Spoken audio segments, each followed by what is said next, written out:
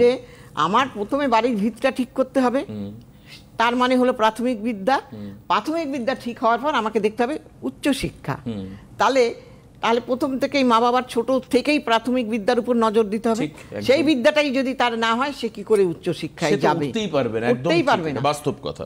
সেই জন্য প্রাথমিক বিদ্যাটা হওয়ার পর এইবার আপনি আসলেন হায়ার স্টাডিতে। এবার যখন আপনি হায়ার স্টাডিতে আসবেন, তখন দেখতে হবে তার পঞ্চমপতি এবং নবমপতি কি অবস্থায় আছে, এবং তৃতীয়পতি এবং একাদশপতি, এবং তারপর আমি গ্রহের কথায় আসবো। তা এইগুলো যদি ভালো, এই ঘরগুলো যদি ভালো না থাকে, তাহলে কিন্তু হায়ার স্টাডি কিছুতেই কোনো মতেই হবে না। আচ্ছা, হ্যাঁ। আর তারপরে দেখতে হবে গ্রহরা, সেই গ্রহটা কোথায় বসে আছে, সেই ঘরের মালিক। পঞ্চমপতি, নবমপতি, এগুলো আমাদের দেখতে হবে। হ্যাঁ, কোন ঘরের, সেই ঘরের মালিকটাকে সেটা দেখতে হবে, সেই মালিকটা দেখতে হবে। এবং সেই মালিক আবার অনেক সময় ঘরে থাকে, নাও থাকতে পারে। আবার সেই মালিকটা সবলও হতে পারে, দুর্বলও হতে পারে। আবার সেই মালিকটা কোনো শত্রু দ্বারা, গ্রহের দ্বারা আক্রান্ত হতে পারে, কোনো অশুভ নক্ষত্রের দ্বারাও আক্রান্ত, কখনো বকরি, কখনো তুঙ্গি, অনেক কিছুই হতে পারে। এইবার সেইগুলো দেখেই বিচার্য বিষয়।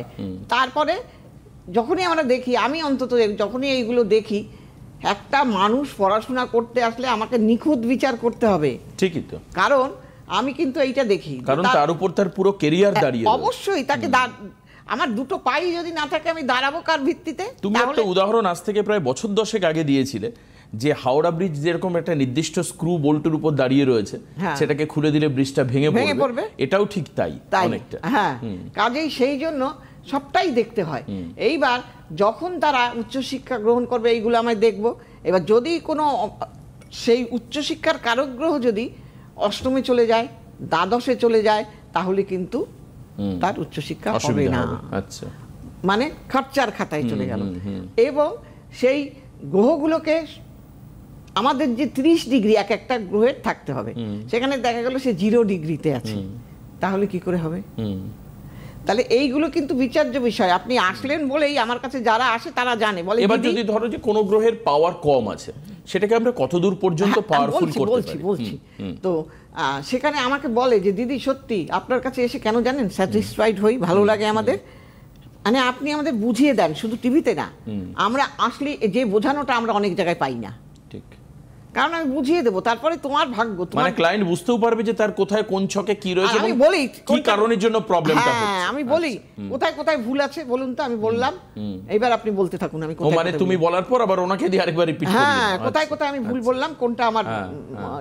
তখন বলছে আমি নেগেটিভ, কিন্তু ওই লোক কোথাও গিয়ে সন্তুষ্ট হয়নি, আমি নাম বলবো না। সে বলছে না দিদি সত্যি আপনার প্রত্যেকটা কথা আমি ফেলতে পারছি না, প্রত্যেকটা জিনিসই আমার ছেলের মধ্যে আছে। আর আমি তারপর ছেলেটাকেও জিজ্ঞেস করলাম, বলো তুমি বলো, তোমার বাবা তো বললো, কিন্তু তুমি বলতে পারবে আরো ভালো। বলছে না, সবই আপনি ঠিক বলেছেন।